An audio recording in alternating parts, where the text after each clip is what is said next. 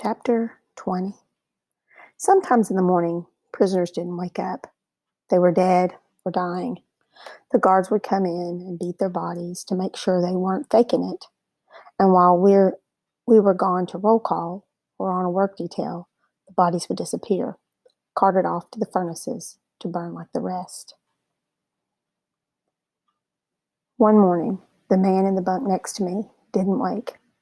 I knew what death looked like by now. Death and I had become old acquaintances. We knew each other when we passed on the street. This man was dead, I was sure. What is it? Another prisoner asked me. He was a boy like me, maybe 1 or 2 years older. This man's dead, I told him. The boy poked him to be sure, and then looked around to see if the capos were coming yet. Go through his pockets, he said. What? I was momentarily surprised by his words. See if he still has any bread on him. It sounded awful, but if the man did have food on him, he definitely didn't need it anymore. I put my hands in the pockets of his striped jacket and found a lice-ridden piece of bread from last night's dinner. I brushed off the lice, tore the bread in half, and gave half to the other boy. We scarfed down the bread before the capos came. The boy introduced himself to me as Fred.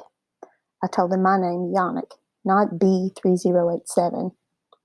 I hadn't spoken my name to anyone for as long as I could remember. Fred and I shook hands. It was the first intentional, that means on purpose, contact I'd had with anyone at the camps since Uncle Moshe died. We were all the time touching other people, lined up at roll call, at work, in line, to get food, in bed at night. But I hadn't shaken hands or hugged anyone on purpose in months. It felt good to connect with someone, even though Uncle Moshe's words came back to me again. You have no name, no personality, no family, no friends, nothing to identify you, nothing to care about, not if you want to survive. Fred and I stood together at roll call, but of course we didn't say a word to each other the whole time. When it was time for work detail, we were assigned together to the gravel pit, where we worked side by side after breaking rocks. Where are you from? Fred asked me while we worked. I hesitated, remembering Uncle Moshe's warnings, but Fred was the first person close to my age that I'd met since hiding under the floorboards at Plassau with Isaac and Thomas. I loved just talking again, being human. Krakow, I told him. Me too, Fred said. We compared streets and discovered we had grown up not too far from each other. We even went to some of the same parks and stores. Every day I would walk my sister to school down Krakuska Street, he said, remembering. And then he got very quiet. Where's she now? I asked. She and my parents came here with me. I was sent to the right, and they were sent to the left. I knew what that meant. We all did. His family was dead. Overhead, we heard the drone of airplanes, and we all looked up. British planes, someone whispered. I didn't know how they could tell, but I hoped they were right. British planes meant the Allies were advancing, taking the fight to the Germans. The Allies were the forces aligned against Germany, England, France, America, and the rest. The capos cracked their whips and made us all get back to work. But soon we heard explosions in the distance. The Allies were bombing close by. Sometimes I wish the Allies would drop bombs on us, Fred said quietly. Blow this place to bits and all the Nazis and capos with it. And me too. We can't give up, I told him. We have to survive. Fred tried to smile, but I could tell he was still thinking about his family. He didn't say anything more the rest of the morning. It was only at lunch that he felt like talking again. He lifted a spoonful of the tepid, flavorless broth and poured it back into his bowl. You know what I'm going to do first thing when I get out of the camps? I'm going to buy a big, warm, golden loaf of bread, and then I'm going to slice off a thick piece, and I'm going to spread butter all over it and eat it in 3 bites. I laughed. I'll take 5 pastries. Oh, and bagels, 3 of those, with cream cheese, carrot cake with walnuts, chocolate pudding. Just talking about all that delicious food made my stomach rumble. It was fun to dream. We kept up our running menu all through the work in the gravel pit that afternoon and into the evening in the barracks while we lay next to each other on our shelf. Fresh challah bread, I said.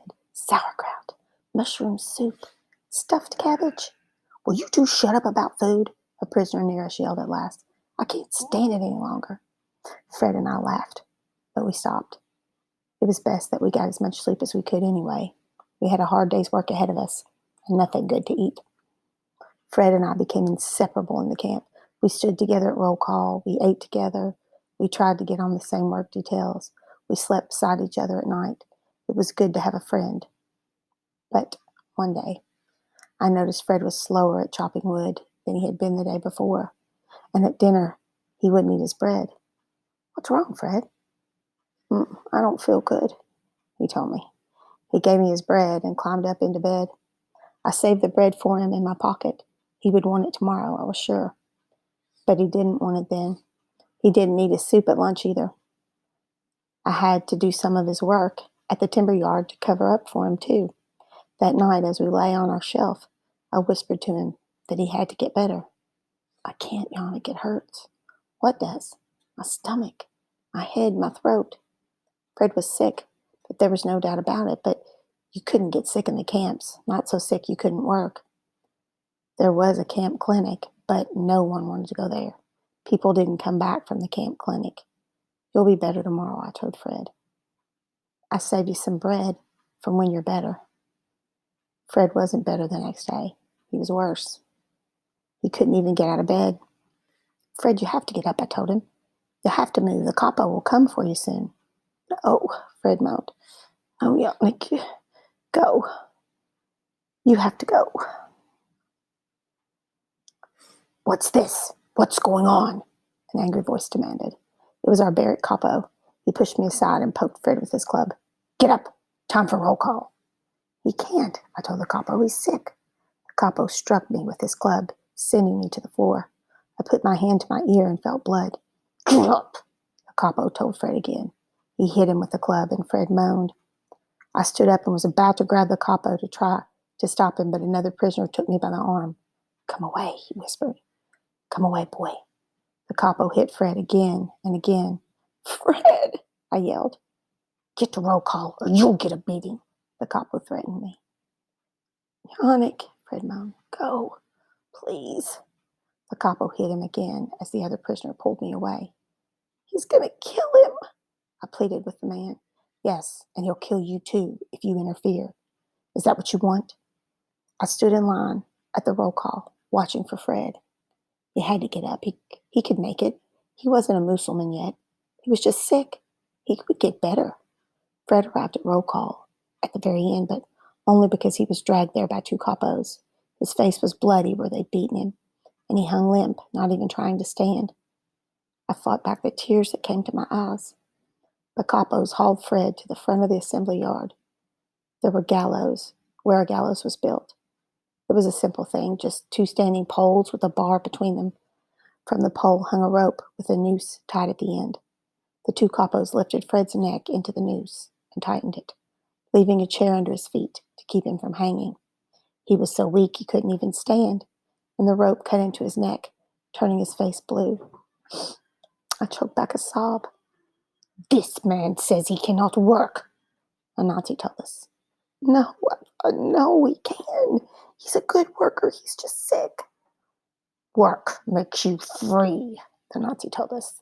But if you cannot work, the Nazi nodded to the capos, and one of them kicked the chair from under Fred. He lifted his head for just a moment, long enough for me to see his horrified face. And then I couldn't watch anymore. That night, I said a Kaddish for Fred as I ate his bread and made another vow, never to forget. All right, guys, let's look at the pictures that go along. In 1945 Europe, January, the Germans were in retreat. This means they're on defense now. They're no longer on offense. February, Dresden was bombed. And then in March, the last bomb hit Britain. UK and the US crossed the Rhine River, which is the German border, into Germany.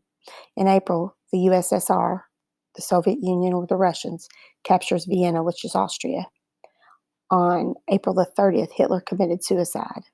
And then on May the 7th, the Nazis finally surrendered. And this is a picture of a British plane. It says British planes meant the Allies were advancing, taking the fight to the Germans, the quote from the book. Here's some different types of food that they were talking about again. Above is the stuffed cabbage. In the top right, that's the challah bread. It's a bread used in the Jewish rituals.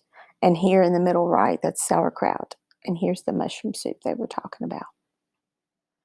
All right, the last thing he talked about was saying a Kaddish for Fred.